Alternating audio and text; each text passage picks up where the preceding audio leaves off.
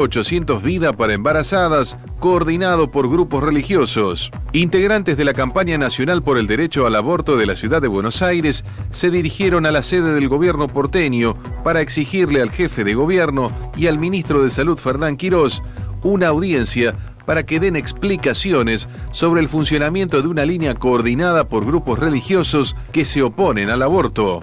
En un comunicado, la campaña explicó que el pedido se fundamenta en el acceso a la información y la rendición de cuentas debida por el gobierno de la ciudad de Buenos Aires. Córdoba. Las principales alianzas se inscribieron para las elecciones provinciales del 25 de junio. El espacio kirchnerista de Todos, que tiene como fórmula de gobierno a Federico Alessandri, intendente de Embalse, junto a la diputada nacional Gabriela Esteves, inscribió su espacio integrado por el Partido de la Victoria, Nuevo Encuentro por la Democracia y la Equidad, Partido Solidario, Frente Grande Colina, Partido Comunista, Patria Grande, Partido del Trabajo y del Pueblo. En tanto, la alianza del oficialismo provincial, Hacemos Juntos por Córdoba, que tiene como principal referente al gobernador Juan Schiaretti, quien cumple 2 mandatos y no puede ser reelecto, oficializó su inscripción con la unidad de 15 partidos y 5 agrupaciones. Las elecciones provinciales de Córdoba se realizarán el 25 de junio, donde se elegirán gobernador y vice, 70 legisladores y 3 miembros para el Tribunal de Cuentas. Más información en telam.com.ar.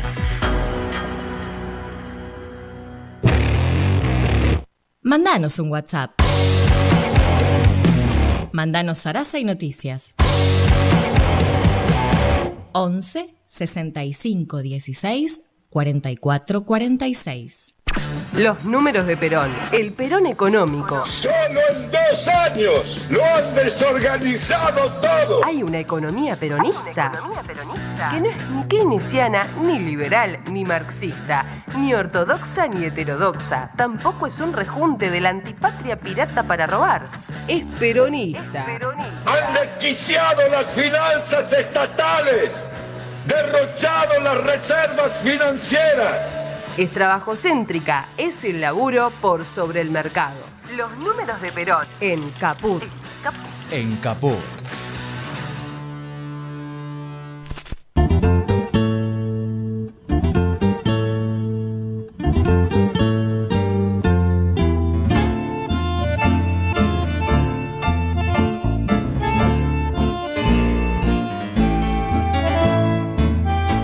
Buen día, compañeros, buen día, compañeras, bienvenidos a todos y todas. Este jueves 27 de abril, tan característico, tan importante para nosotros, porque vamos a escuchar definiciones y tal vez propuesta, ¿sí? Una propuesta que todos tenemos, como digo yo, mordido entre los dientes, que es la candidatura de Cristina Fernández de Kirchner a la presidencia de la Nación en este diciembre, 10 de diciembre de 2023, ¿sí? Cuando debiera asumir, si decide, obviamente con todo el respeto que merece por su trayectoria, por todo aquello que aportó al movimiento nacional y popular, si decide ser la candidata natural y que todo el mundo demanda y requiere. O sea, cuando hablo de demanda, de la demanda política del pueblo, era este jueves por la tarde en el Teatro Argentino de La Plata, es el teatro argentino que tanta trayectoria y tanta tradición tiene para Cristina, donde Cristina definió un montón de cosas en su momento, en su lugar. Este 27 de abril llevamos para adelante el programa número 17 de esta temporada 2023 y el 164 desde que empezamos esta radio, que en febrero de 2020, acá con la operación de Lali. Buen día, ¿cómo estás? Bueno, muchas gracias por los aplausos. Mucha gente detrás tuyo. Así que estamos allí. Bien, y bueno, en principio le quiero decir, vamos a tener una editorial que vuelvo a retomar ese concepto que normalmente dije. Vivimos un estado roto, y cuando defino estado argentino, somos todos los argentinos, incluso aún los por nacer. Ese es el estado, ¿sí? Cuando algún confundido o en confusión dice la culpa la tiene el Estado, está diciendo directamente la culpa también la tengo yo. Porque algunos confundidos que no tienen nada que ver con Confucio al contrario, las definiciones de Confucio eran más claras que nadie, pero estos confundidos a veces confunden con la idea de confundir y no decir las cosas como son. El Estado somos todos, e incluso el Estado somos todos, como decía, y los gobiernos son los conductores y administradores transitorios cada 4 años de ese Estado que somos todos, en cada periodo de administración pública del Estado. Estado organizado por la Constitución Nacional y las leyes como la Nación Argentina, y de la que somos responsables como ciudadanos argentinos de elegir en cada turno quienes nos gobiernan a este Estado que somos todos, que conformamos todos. Entonces, estableciendo eso, ahora sí existe como ahora un Estado roto porque no funciona el principio fundamental del sistema democrático. No funciona el sistema democrático y de modo que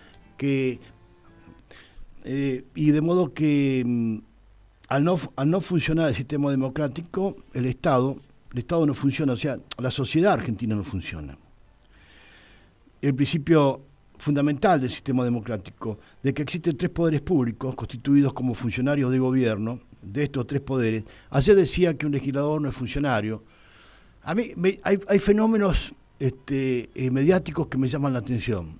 O sea, en el C5N están empecinados, pero yo creo que no duermen para ver cómo pueden promover a más latón. Un reverendo HDP, ¿sí?, discípulo predilecto de Álvaro Sogray, otro pero bisnieto de P, ¿sí?, de HDP, que no puede ser que yo no puedo creer que una Cintia Fernández se preste primero a decir barbaridades sobre Perón y después a promover a este. Yo la verdad que no los entiendo, no entiendo cuál es la dinámica del pensamiento ideológico que tienen.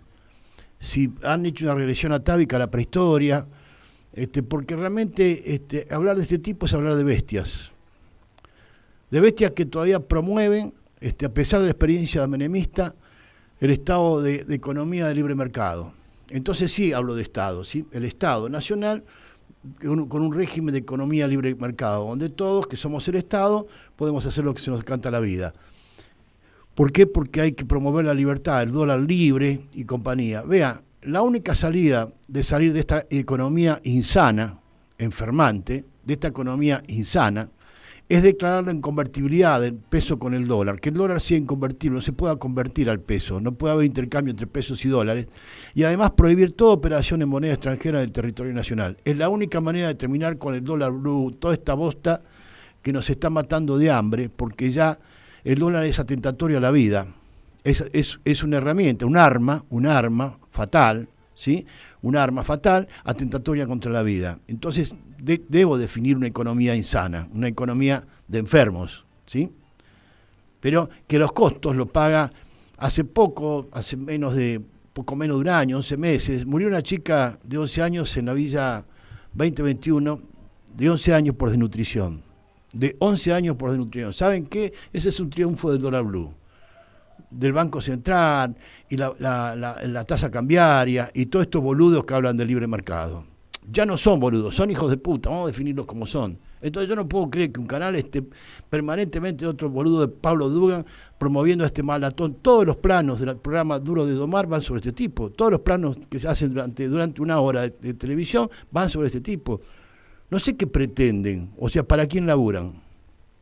Pero debe haber una línea de trabajo, una editorial, un guión que los obliga a promover al tipo ¿tá? Pero yo no sé instalar, o sea, hablar de malatón es hablar de Milei, los libertarios, de apoyar el modelo de Macri. Entonces yo no entiendo qué es lo que quieren hacer. Por eso digo que está bien que a partir de ahora entendamos qué son los valores del peronismo. Primero la patria, después el movimiento y por último los hombres. Y entre los hombres no puede haber traidores. Cuando un tipo te dice que apoya tu proyecto, como este pelotudo de Dugan que dice que es progresista en lo político y liberal en lo económico, no te entiendo, sos liberal o sos progresista, si se quiere. Si se quiere, tal vez el progresismo también es una forma de liberalismo, ¿no?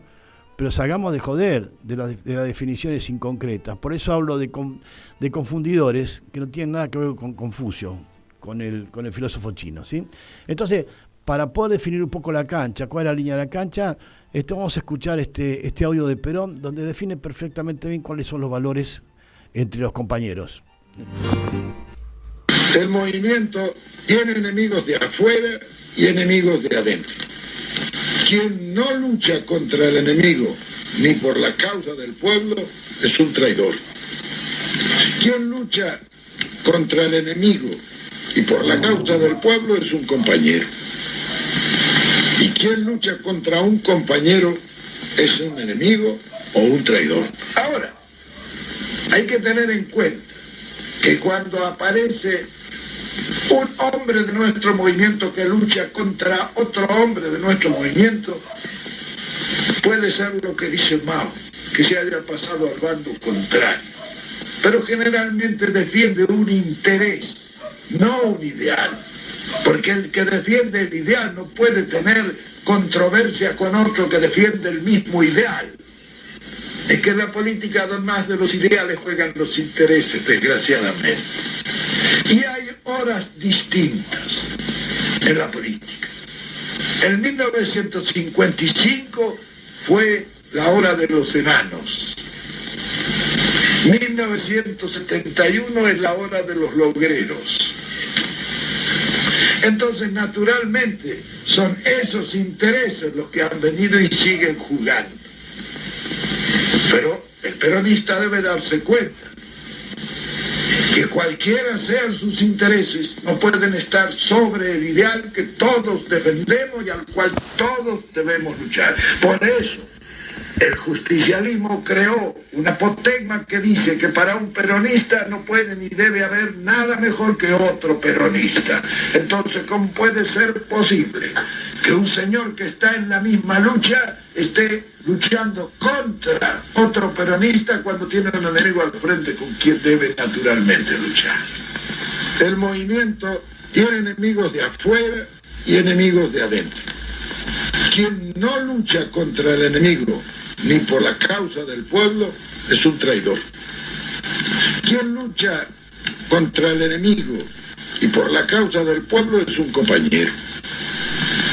Y quien lucha contra un compañero es un enemigo o un traidor.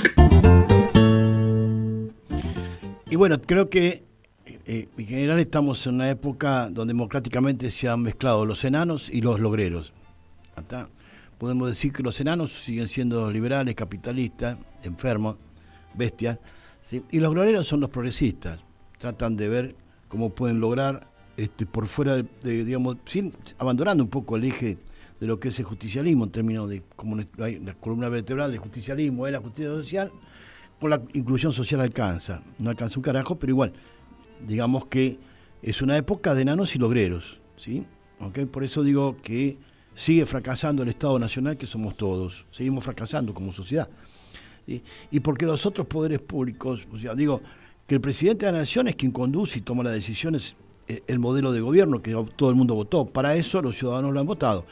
Y que los otros poderes públicos se han convertido en un sistema criminal y mafioso, como es juzgar al vicepresidente de la presidencia de la Nación de manera arbitraria, dictar sentencias persecutorias, falsas, meter en cana a la gente sin mérito, y falsas con la corrupción de todo el sistema político y mediático, judicial, y nadie juzga a nadie, y que llegan hasta el intento de asesinato de la vicepresidenta. Tenemos que empezar a preguntarnos si estas consecuencias serán permanentes, o si se llegará a alguien para organizar y movilizar al pueblo de este Estado de manera distinta, y la situación de la realidad de este Estado o nación. Y también puede ocurrir que algunos colapsos sociales puedan producir un cambio drástico que hoy no estamos visualizando y que puede ser que esté a la vuelta de la esquina.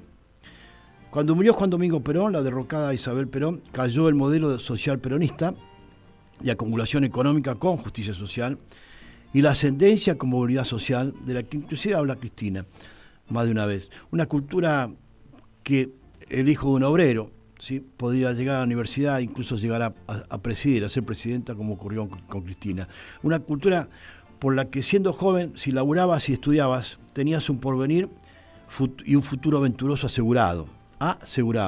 Y entonces se impuso la última dictadura genocida y excepto las 30.000 víctimas, que creo que son muchas más, nadie sabía concretamente qué estaban dispuestos a hacer.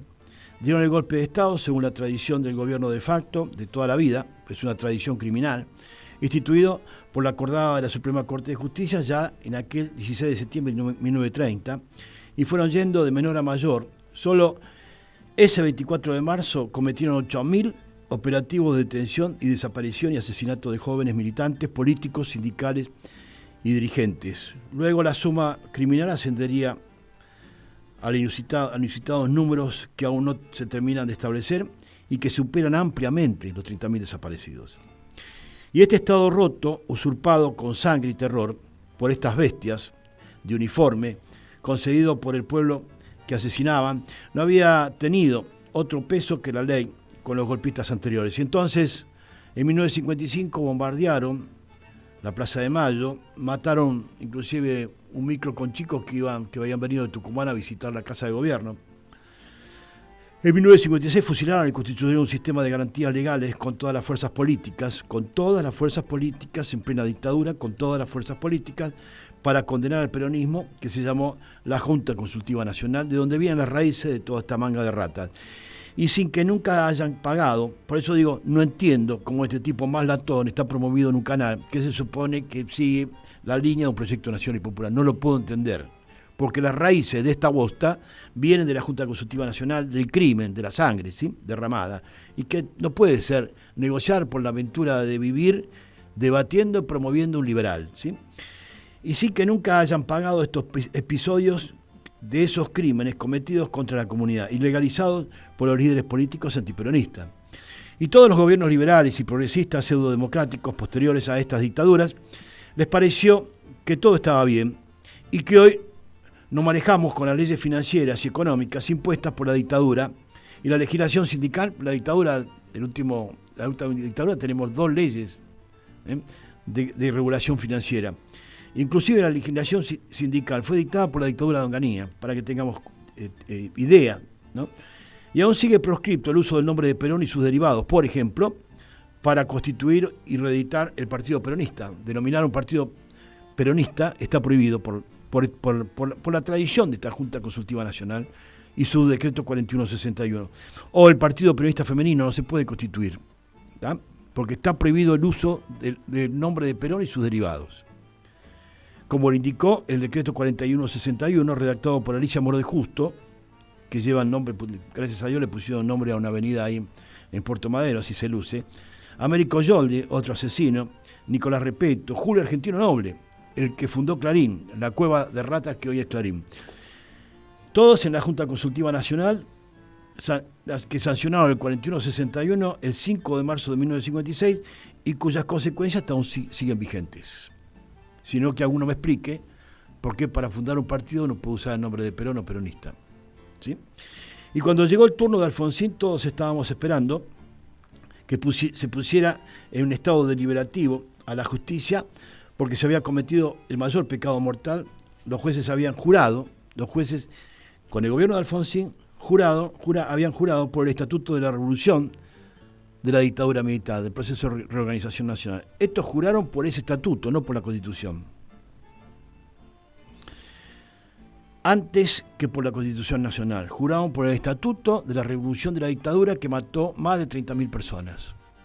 ¿Sí? Antes que por la Constitución Nacional. Juraron por ese estatuto lleno de sangre. Y este estado deliberativo para juzgar, remover y hasta encarcelar a estos delincuentes judiciales nunca pasó ni sucedió con el padre de la democracia, Alfonsín, ¿no? Sino que todo lo negociaron, es decir, negociaron el Estado argentino. Los radicales se quedaron con la mayoría de los nombramientos de los jueces federales y el peronismo le dieron la mayoría de los jueces laborales, para que nadie protestara y quedara todo como había parecido. Pero esta Suprema Corte de Justicia proviene de ese nido de ratas, ¿sí? Y entonces llegamos a quienes integran la Suprema Corte de Justicia. Fueron jueces que ni siquiera atendieron los pedidos de habeas corpus para poder salvar la vida de compañeros desaparecidos, para los sistemas de investigación locales y extranjeros de decenas de miles de personas desaparecidas. y fueron ministros de la Suprema Corte de Justicia y tuvieron la máxima investidura dentro del Poder Judicial, salpicado con sangre de todo tipo y color. Esta es la causa y la génesis del lawfare.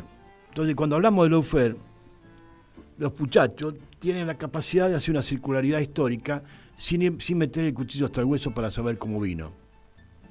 Entonces, lawfare es una linda frase bonita, pero llega el momento que tapa realmente el origen del crimen, ¿sí? Entonces, impuesto por la fuerza, ir reemplazando el terrorismo de Estado por ese lawfare, por los medios hegemónicos de comunicación, es decir, los medios y las dictaduras comparten y extendieron aquella misma doctrina de seguridad nacional con tanto genocidio cometido. Por otro lado, aquellos que estaban en contra del Estado de Justicia Social establecido por el último gobierno de Juan Perón y de Isabel Perón, que eran guerrilleros y que querían alterar el orden público que existía en ese momento, terminaron también siendo legisladores del tipo democrático de Alfonsín. O sea, no quedó nadie fuera para que nadie se queje, ¿no? Y entonces, como nadie explica o termina pagando culpas, y la comunidad lo digiere, lo asimila, y lo incorpora y lo sigue digiriendo, y de alguna manera lo va degustando, saboreando lentamente como si fuera un placer, va perdiendo en un analfabetismo sin precedentes, analfabetismo político sin precedentes, la autodefensa de apreciar para distinguir cuál es la dirección correcta para volver al Estado-Nación argentino que todos necesitamos como Estado Nacional, que somos todos. Entonces se va perdiendo referencias esenciales de qué cosa es la justicia y menos la justicia social, ¿no es cierto? ¿Qué es la justicia social? ¿Cuál es el Estado real representativo del pueblo que elige, ¿sí?, y vota a sus candidatos? Y todo se comenzó a confundir y diluir de tal manera que en los tiempos futuros entonces se hace evidente y urgente la alfabetización política del pueblo. Y porque en cualquier turno electoral de los políticos no capacitados, cuando son gobierno y no pueden resolver las 4 acciones matemáticas de la política económica de nuestro país, que sumar, restar, multiplicar y dividir, llaman a un economista formado en la escuela liberal de nuestras universidades o las extranjeras, y entonces se entregan a ese economista el poder de decisión, como hoy todo el poder periodístico en un programa de rating, de prime time, que es duro de domar, le pone el plano a este boludo economista que es Carlos Malatón. Digo, hasta en el orden mediático ocurre esto. Los hemos visto con Dromi, con Cavallo, con Menem, pero también los hemos visto con el Frente Grande, que luego de abandonar de la Rúa se acercaba a Néstor Kirchner y a Cristina Fernández de Kirchner y traían nuevamente a Roberto Dromi, pero que asesorara cómo realizar el camino inverso a estatizar YPF, luego de haberla privatizado, teniendo como diputado preopinante al mismo Oscar Parrilli. Obviamente la iniciativa del Frente Grande quedó frustrada por el ánimo de principios y valores, de los principios y valores de Néstor Kirchner, que jamás lo dejó en la vereda de la Casa Rosada, y esto es real. Néstor evitó la trampa histórica de los saqueadores de la República Argentina, donde el economista de turno aconsejaba al Poder Ejecutivo de turno, decía, mejor vamos por este camino, tratemos de hacer este tipo de política que no estigmatice y no termines en cana dentro de un par de años. Así entonces apareció lo que nadie había votado, los Álvaro Sogaray, ¿sí?, de los cuales el hijo directo es Maslatón, los Domingo Felipe Cavallo, los Machinea, los López Murphy, los Espert, los Melconian, tantos y tantos ministros de nuestra economía, de tu economía, que nadie votó y que sirviendo al amo del imperio de turno y no al pueblo, traicionaron a su patria y que terminaron manejando ellos el voto ciudadano, incluso a los propios dictadores en los turnos lamentablemente antidemocráticos. El Estado roto no es solo ver fracasar a las autoridades de nuestro gobierno y que las culpas son solo de ellos, sino fracasamos como sociedad, la culpa es de todos. Y vemos que es necesario alfabetizar muy claramente a jóvenes y mayores y tenemos que preguntarnos con temor, entonces, ¿cuánto tiempo podemos seguir viviendo de esta manera? Cuando incluso tomamos distancia y logramos analizar la realidad, como los discursos de ayer, escuchando conclusiones del Grupo de Puebla, ¿no? Como escuchamos en la última reunión del Grupo de Puebla, las conclusiones. Como si cada uno de nosotros no fuéramos partícipes de nuestra realidad, por un instante nada más, e imaginar y mirar todo desde un lugar diferente a este estado roto, y sin entender que somos responsables y culpables de la sociedad que integramos. Alcanzamos entonces a comprender mirando todo desde una posición externa, todo lo que nos está pasando, pero después nos zambullimos en cuestiones de todos los días, Y volvemos a ser el hombre Massa y la mujer Massa, volvemos a, no porque seamos adeptos de Sergio Massa, obviamente, volvemos a ser las personas comunes que finalmente no pueden apreciar para distinguir, distinguir para resolver, resolver para decidir, y decidir para poder elegir el mejor proyecto. Y entonces a veces exigimos acciones heroicas, ¿sí? y no analizamos el proceso. Incentivando un Estado roto, incentivando la fragmentación social para quedarse sin costo con lo que buscan, como Joe Lewis y el lago escondido, y dan testimonio de este Estado roto. No puede durar mucho tiempo más, porque dentro del Estado roto están las tremendas condiciones y contradicciones que tiene la Argentina, que es un país rico, desarrollado por el peronismo, un país desarrollado, no subdesarrollado ni en vía de desarrollo, es un país que ya fue desarrollado por el peronismo, hoy con un pueblo empobrecido y con un país rico. Cuando digo esto, empobrecido, con un Estado que somos todos, y parece que viviéramos en una empanada. Ayer escuchaba a la compañera Moisés, de allá de Jujuy, candidata a gobernadora, que es verdad, dice, bueno, acá estamos exportando litio. ¿Saben cuánto le queda al Estado de todo lo que se factura por la extracción de litio? El 3%. O sea, el que se lleva el litio de acá le paga al Estado el 3% del valor de lo que exporta, el 3%. Se creó una empresa de minería provincial. De todo allá hay mucha explotación de pymes mineras, de mineral de cobre, ¿no? Que exportan también. ¿Sabe cuánto le queda a la empresa provincial que regula la minería jujeña? El 8% de todo lo que se factura. O sea, parece un estado psicótico, esquizofrénico, porque la verdad que no se entiende. El litio es un recurso no renovable que prácticamente permite el almacenaje de energía a futuro de todo tipo y color. Y se regala a un 3% de su valor. Se regala a un 3% de su valor. Hoy no se escandaliza, no nos escandaliza ni reaccionamos en cuanto a los actos de sedición y traición a la patria. Yo le pido a la compañera el próximo audio de Sergio Chodos para entrar un poco en tema, ¿sí? Ahora, llegar a la ilegitimidad y al reconocimiento del propio fondo de su nulidad a partir de un pronunciamiento de un tercer organismo, la verdad es que no hay ningún precedente en la historia. La Argentina terminó asumiendo, entrado a la democracia, la deuda de la dictadura. La deuda de la dictadura que podría haber sido caracterizada como ilegítima y que además constituía en parte importante una estatización de la deuda privada. El único precedente que conozco, pero muy marginalmente vinculado con eso, es en el 2003 cuando termina la invasión de Irak y termina, digamos, con el fin de Saddam Hussein. Ahí hay una reestructuración de la deuda, pero pasa por el Consejo de Seguridad, no por las Naciones Unidas, Asamblea General, por el Consejo de Seguridad de Naciones Unidas. Acá lo que dice Sergio Chodos, que repito, es el director, tiene una función de director en el Fondo Monetario Internacional en representación de la Argentina y de algunos otros países que le dieron la delegación de representación también, es decir, Colombia, Honduras, Venezuela. También nos representa Sergio Chodos como director del Fondo Monetario Internacional. Pero no es un director que defiende el Fondo Monetario Internacional, sino que a los países, ¿sí? Hoy nos escandaliza, ni reaccionamos y denunciamos por acto de sedición y traición a la patria frente a la denuncia de Sergio Chodos, que es director representante, como dije recién, del directorio del FMI.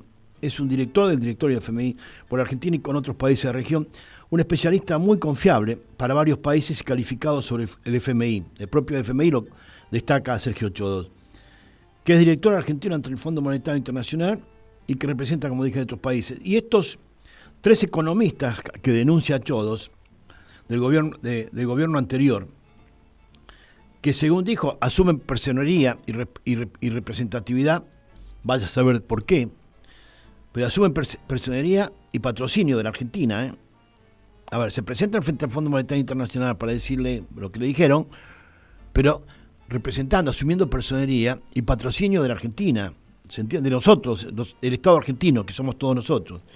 Y le han pedido y solicitado oficiosamente, no oficialmente, oficiosamente. Hay que saber cuáles son las relaciones oficiosas y las oficiales. Estamos muy verde-naranja en la Argentina en materia política, el pueblo, ¿sí? A varios funcionarios del Fondo Monetario Internacional, asumiendo personería y representatividad, patrocinio de los argentinos, al organismo multilateral de 120 países, que es el Fondo Monetario, para que suspendiera toda asistencia a la Argentina y haga caer el acuerdo firmado por Macri con el Fondo Monetario Internacional, haciéndose responsables como productores originantes de ese acuerdo, estos tres chicos, y hagan caer el acuerdo firmado con el gobierno hasta que asuman nuevamente ellos, ¿sí? Cuando el responsable del crédito y programa de asistencia fue originado por la gestión de ellos mismos. Ellos mismos gestionaron ese acuerdo que quieren que el Fondo Monetario Internacional lo suspenda, lo rompa y lo quiebre, ¿sí? Y con el propósito de generar un golpe de Estado. Esto ya no se usa más. En otra época los radicales iban a golpear la puerta de los cuarteles. Hoy la modalidad indica que hay que ir a golpear las puertas del Fondo Monetario Internacional para generar un golpe de Estado en la Argentina. Mediante una corriente inflacionaria que desate un estallido social y que estos traidores al Estado argentino y a la patria, que son Hernán Lacunza, Guido Dandleris y Alfonso Prat Gay, sean procesados como traidores a la patria. A ver si algún fiscal que tenga por lo menos profesión de fe nacional, o capaz que se manejan por el código, no sé, de otro planeta, procesen a estos tipos, le inicien procesamiento a estos tipos. Pues yo no puedo mañana con un gobierno distinto ir a golpear las puertas del fondo, no le presten nada porque esto es una rata, nos está matando de hambre. No se puede, hay un problema, principio de carta de ciudadanía. Entonces, bueno, podés que meter una bomba al Hospital Garrahan o a la Casa Rosada porque se te ocurra. Y que comenzó, es decir, lo que quiero es explicar, que no es nuevo esto, que existe una histórica tradición doctrinaria de la CIA y las oligarquías latinoamericanas en perseguir y hasta asesinar a líderes y procesos nacionales y populares, y que no importa los costos humanos que sean necesarios. Vamos a cambiar un poco de clima antes de pasar a nuestro tema musical. Una época donde el tango, como folclore de Buenos Aires, competía y disputaban cantantes y bailarines con otros diversos folclores de todo el país. Solo que los sellos editores extranjeros norteamericanos fueron borrando y ocultando estos procesos asociativos como movimientos musicales, sociales, ¿no? Y creando antinomias que nunca las hubo en las raíces propias de nuestro folclore nacional, donde hubo siempre raíces comunes a todos los estilos. El tango llegó a Japón, a París, a Holanda, a Nueva York, como Don Atahualpa, Don Tránsito Coco Marola, y muchos otros triunfaron también en Europa en lenguas tan distintas como el alemán, el francés y holandés. Coco Marola nunca salió del país, pero sus temas se grabaron en dos idiomas distintos. Y hoy, como el tango, la samba y la chacarera, el chamamé es patrimonio cultural de la humanidad. Pero nunca comprendimos, debido a que nuestra música sobrevivió, igual que la economía, entre dictaduras anglosajonas, extranjerizantes y gobiernos peronistas nacionales y populares. Tal vez el extraordinario fenómeno de esa maravillosa fusión cultural, que es federal, nacional y popular, la sintetiza, por ejemplo, el chamamé Kilómetro 11, y cuya composición musical es del correntino Mario del Tránsito Coco Marola, pero su letra es del poeta Constante José Aguer. Y Constante José Aguer, compañeros y compañeras, es un porteño que nació y vivió siempre en el barrio Mataderos. Nunca fue a Corrientes, ni pisó Corrientes, ¿sí? Y que compuso la poesía, la letra del Kilómetro 11 en guaraní y castellano, siendo porteño de Mataderos, ¿sí? Y que compuso, y que se conocieron circunstancialmente una visita, compositor y poeta, durante una visita en Rosario. También la obra poética de Constante Aguer es conocida en otros estilos de tango, chamarrita y samba. Será muy bueno entonces comprender también la amplia diversidad de nuestro folclore nacional y que hoy ya ha comenzado a producir fusiones musicales mezclando ensambles musicales con muchos estilos, antes casi prohibidos por culturas que no eran las nuestras, y quien pueda asegurar que el cuarteto cordobés no es folclore, que puede asegurar que la cumbia santafesina no es folclore. Y hasta diría que el rock nacional, nuestro rock argentino, es también nuestra expresión de nuestro folclore. ¿Por qué? Porque el folclore significa un conjunto de costumbres, creencias, danzas, pinturas, músicas, esculturas, artesanías, canciones y otros bienes culturales semejantes de carácter nacional, regional, tradicional y popular. Así como la diversidad es aún mayor cuando hablamos de Latinoamérica y más aún si nos referimos a toda América. Y como la introducción la hace Antoñito Tarragorros, vamos a escuchar una versión muy linda, por bandas militares, ¿no? Con mayor composición, de Kilómetro 11, de Tránsito Cocomarola y José Aguer. Este es un abrazo de músico a músico. Yo soy Antonio Tarragorros. A estos artistas que son del Regimiento de Artillería 1, los de Iriarte, estoy saludándolos y felicitándoles por haber grabado Kilómetro 11 junto a músicos de la Fuerza Aérea y de la Armada. Estos instrumentos de banda, estos bronces, le dan al chamamé algo extraordinario. El chamamé es una música religiosa y los vientos, los bronces, se inventaron para eso, para llegar a Dios. El origen de esos instrumentos está por allá, por Egipto. Es muy lindo escuchar el chamamé con esos instrumentos, ¿no? Y el chamamé es siempre chamamé. Felicito a los de Iriarte del Regimiento de Artillería 1 junto a músicos de la Fuerza Aérea y de la Armada. Felicitaciones, me hicieron muy feliz con esta versión. Soy Antonio Tarragorros, chamamecero.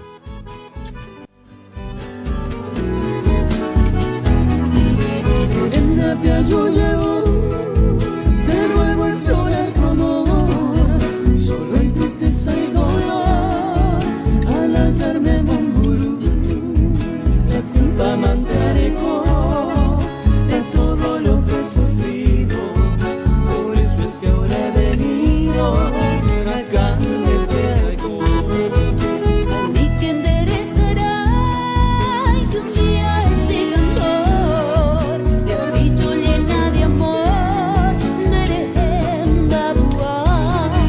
Chenday Guajayangay, si existe en tu pensamiento aquel puro sentimiento, Erecoba Cuachereje.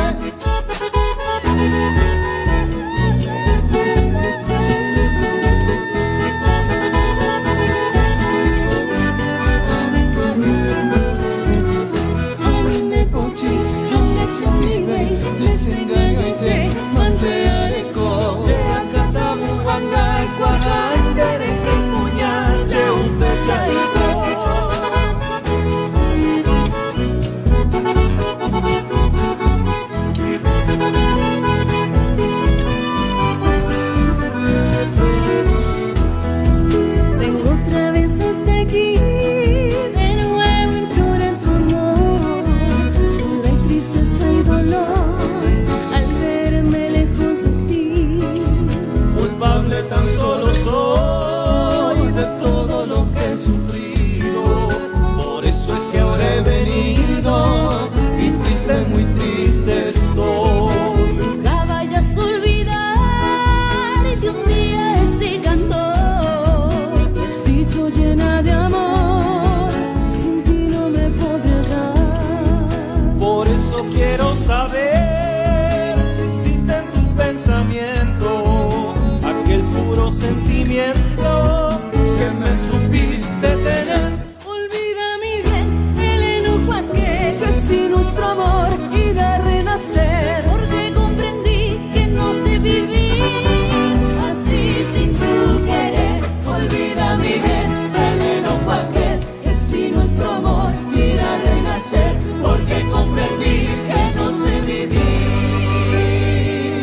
así sin tu querer.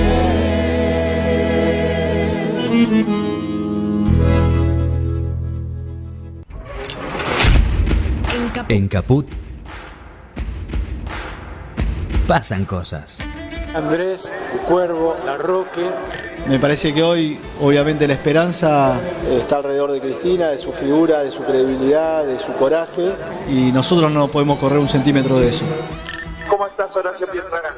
La verdad que hoy veo en Cristina la única que nunca gobernó para las corporaciones y solamente para el pueblo, y quiero que sea candidata. Creo que como gran parte de la ciudadanía queremos que pase eso. Teresa Parodi. Es lo que el pueblo quiere y es lo que vamos a seguir intentando que suceda a todo lo que sea necesario. Diputado Juan Marino. De hacer un gran acto multitudinario el 25 de mayo, en la 9 de julio, donde ella tome finalmente la definición que ella considere mejor. Somos muchas y muchos los que queremos que ella sea la candidata. Es con vos al frente.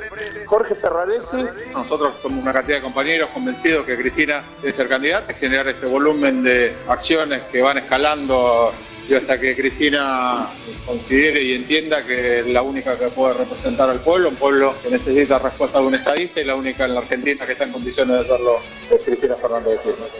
Guado de Pedro. El pueblo dice, basta de la utilización del Poder Judicial para resolver las cuestiones que no se pueden resolver en las urnas. Radio. Caput. El pueblo dice no a la proscripción de Cristina.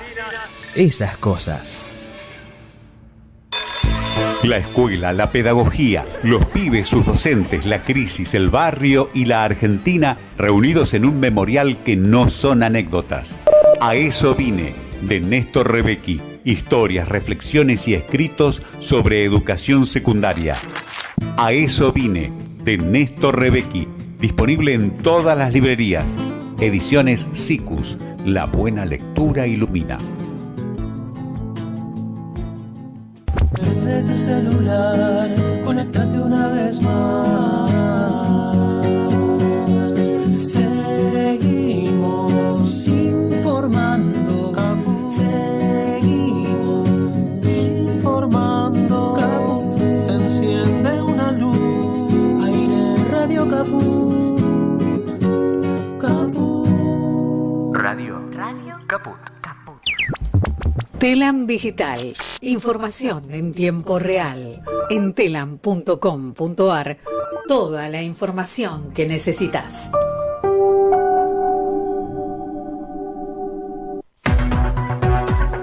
Noticias. Aerolíneas Argentinas redujo en 2022 su saldo operativo negativo.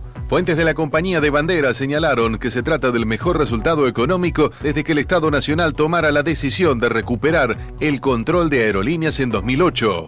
El balance representa una reducción del déficit del 43,7% respecto de 2021 y del 64% comparado con 2019, cuando las pérdidas alcanzaron los 667 millones de dólares. De acuerdo con el presupuesto 2023, se prevé una reducción de 102 millones de dólares respecto del año anterior. De esta manera, la empresa no solo requiere menos inversión del Estado, sino que además achicó su participación en el presupuesto nacional durante 2023. Aerolíneas representa el 0,31% del gasto público, mientras que en 2019 este porcentaje fue de 0,48%. Internacional. Francisco recibió en el Vaticano al premier ucraniano Denis Shmyhal. Esta fue la primera reunión bilateral de alto nivel del pontífice con autoridades ucranianas desde el inicio de la guerra en febrero de 2022. Francisco y Shmyhal se reunieron durante media hora en la biblioteca privada del Palacio Apostólico. Durante el encuentro, ambos mandatarios destacaron los diversos temas relacionados con la guerra de Ucrania, prestando especial atención al aspecto humanitario y a los esfuerzos de la consolidación de la paz. Fútbol. Estudiantes visita a Platense por la fecha 14 de la Liga Profesional. El encuentro entre el Calamar y el Pincha se jugará desde las 20 en el estadio de Platense con el arbitraje de Nicolás Ramírez y la televisación de TNT Sports. Estudiantes domina el historial con el Calamar con 52 triunfos contra 29, más de 26 empates. Este resultado se repitió en los últimos 2 enfrentamientos, 1-1 en La Plata en 2021 y 0-0 en Vicente López el año pasado. Más información en telam.com.ar. Bueno, nuevamente estamos segundo bloque de los números de Perón, como cada jueves a partir de las 10 de la mañana hasta las 11. Yo quería comparar un poco la misión de estos tipos de cometer una flagrante traición a la patria, estos tres economistas, Hernán Lacunza, Guido Dandleris y Alfonso Pratgay. Insistimos con esto porque para los peronistas la escala de valores filosóficas que tenemos está primero la patria, después el movimiento y por último los hombres. Por lo tanto, todo acto atentatorio a la patria para nosotros es de una gravedad inusitada. Para los liberales no, porque consideran de que es un acto libre, que cada uno vaya y no importa que traiciona a la patria y compañía, porque bueno, son actitudes liberales, son libres de hacer lo que quieran, ¿no? Vean, cuando el presidente Juan Domingo Perón fue derrotado y expulsado del exilio, herido y casi asesinado por Aramburu Rojas y la Junta Consultiva Nacional, se ha comprobado que el vicepresidente de facto, Isaac Rojas, ex oficial a las órdenes del presidente Perón, derrocado, que luego traicionó, y ahora presidente de facto, vicepresidente de facto y presidente de la Junta Consultiva Nacional, que siempre insisto en señalar y resaltar, era oficial militar apoyado por el director de la CIA, Richard Nixon, especializado en asesinatos durante la Guerra Fría. Por eso Rojas era el más, que después fue presidente de los Estados Unidos, ¿no? Por eso Rojas era el más resuelto y el discípulo más afectuoso que tenía Richard Nixon, y resuelto en asesinar a Perón y parar el proceso político nacional y popular. Por eso, impedir la partida de la cañonera que refugia a Perón como exilado, la cañonera paraguaya, debió estar apoyado militarmente por los Estados Unidos, que había fondeado una nave de guerra. Estados Unidos había fondeado una nave de guerra próxima al Río de la Plata, el USS Missouri, un acorazado de la clase Maine, y fue la segunda nave de la Armada de los Estados Unidos. Era la segunda nave de guerra en importancia de los Estados Unidos, ¿sí? Fue la segunda nave de la Armada. Y que en la jornada del bombardeo a Plaza de Mayo, el 16 de junio de 1955, el Missouri había bombardeado con cañonazos a la ciudad de Mar del Plata, destruyendo el depósito de combustibles, un regimiento de ejército leal a Perón y provocando 134 muertos entre civiles y militares, ¿sí? Esto nunca se contabilizó, ¿eh? La misión de Richard Nixon era asesinar a Perón apoyando a Isaac Rojas, con un temperamento criminal que ponía a la Argentina y los Estados Unidos en situación de enfrentamiento-guerra, o sea, de causa de guerra, declaración de guerra, incluso contra Paraguay y Brasil, que apoyaban a Perón, ¿sí?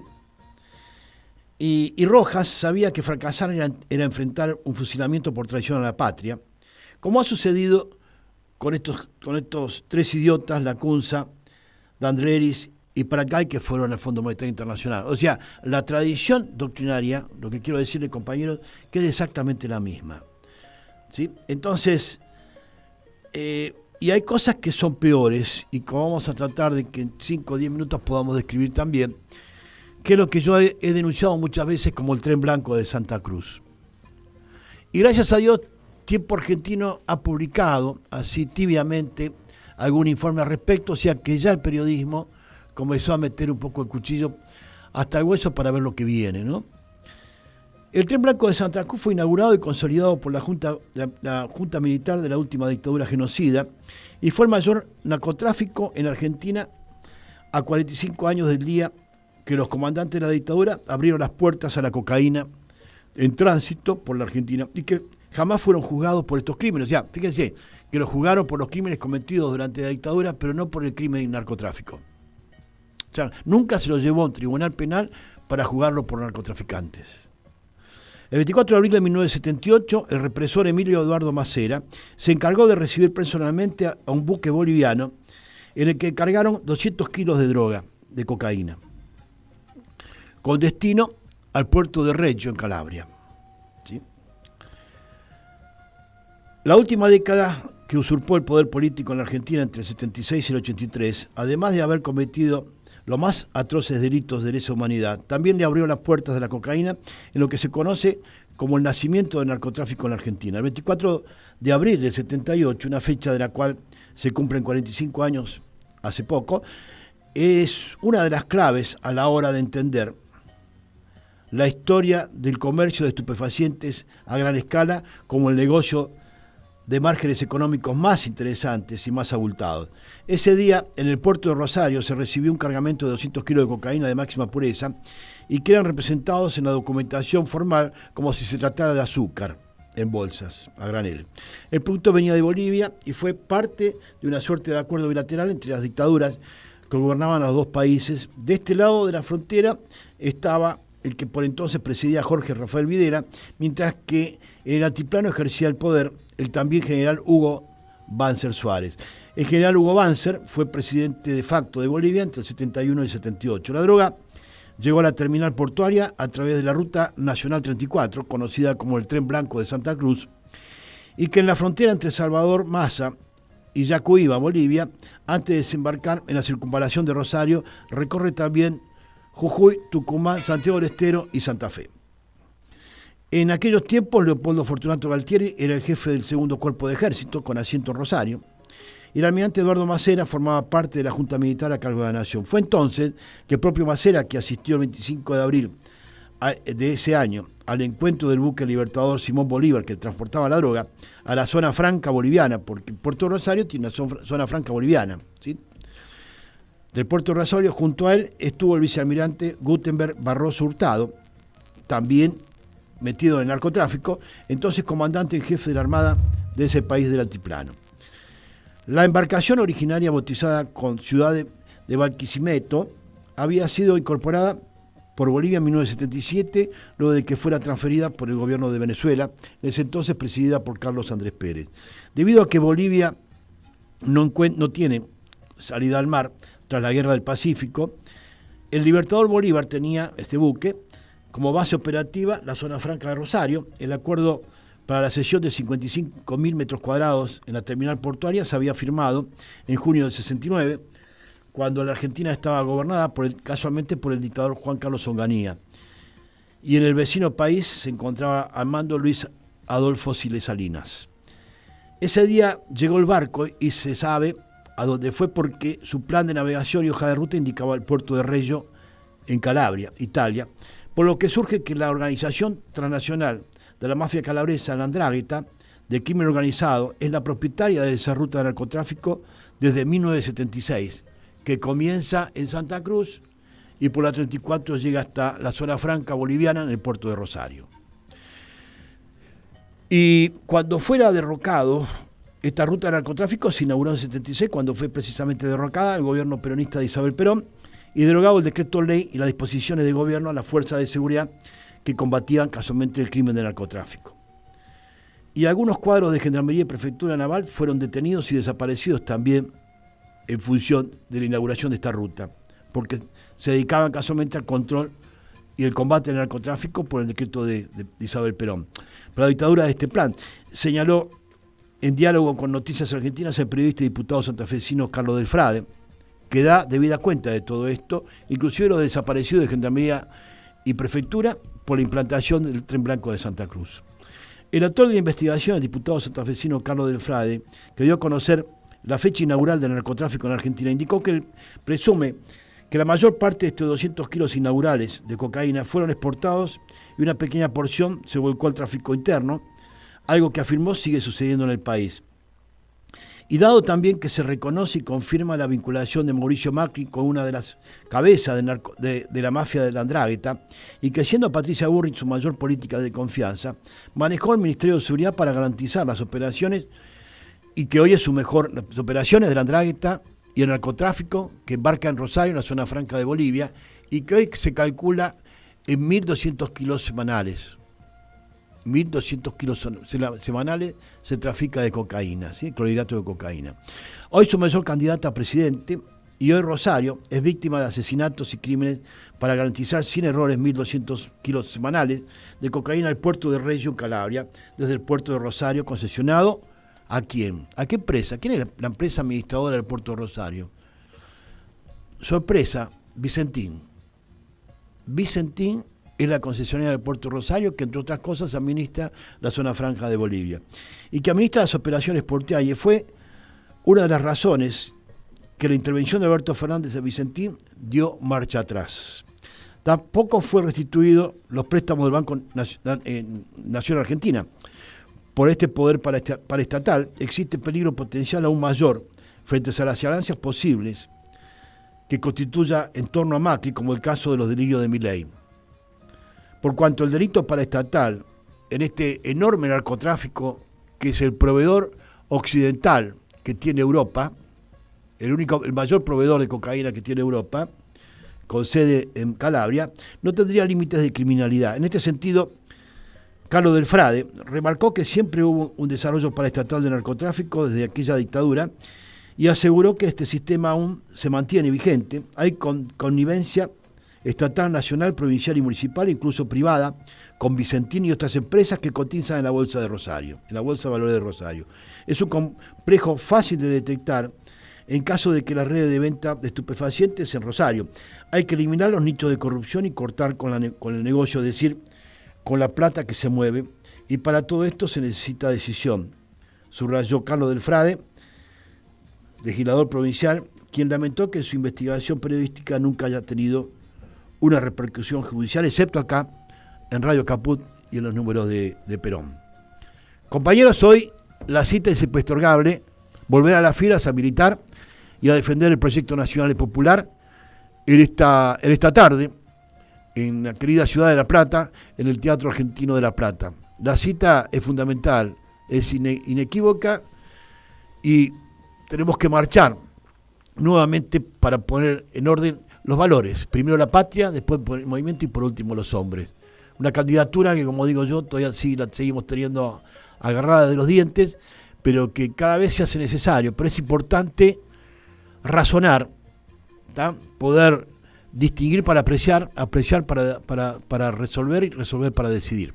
Así que, nada, les mando un gran abrazo, como siempre, desde los números de Perón. Les habló Omar Seijo.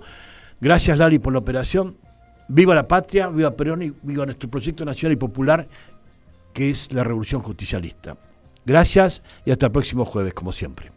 Los números de Perón, el Perón económico, el accionariado obrero. Después de derrumbar el valor de la moneda. A favor del pueblo y en contra de la deuda externa. Porque mientras los mercados están cayendo, mi amor por vos continúa creciendo y con alta rentabilidad. El Perón económico y la familia, el Perón económico y el jubilado. El Perón económico desde la niñez hasta la ancianidad. Los números de Perón. Viernes a las 10. En Caput. En Caput pasan cosas. Martín Sabatella. Yo creo que Cristina es la mejor candidata que tiene la Argentina. Cristina no solamente garantiza un triunfo electoral, sino que garantiza un rumbo de ese segundo capítulo del Frente de Todos que tenemos que construir con un triunfo este año en las urnas. Beto Pianelli. La que ordena, la única que podría ordenar todo esto, es que es la que mejor expresa el enfrentamiento de los grupos concentrados. ¿Qué tal, Héctor Recalde? Que me perdone Cristina, porque le pedimos muchísimo, ya hizo tanto y sigue haciendo, tanto en lo personal como en lo familiar, que mucho pedirle, ¿no? Pero evidentemente, para muchísimos de nosotros, la conducción política la tiene Cristina Fernández, en el lugar que finalmente ella decida estar. Luisa Culió.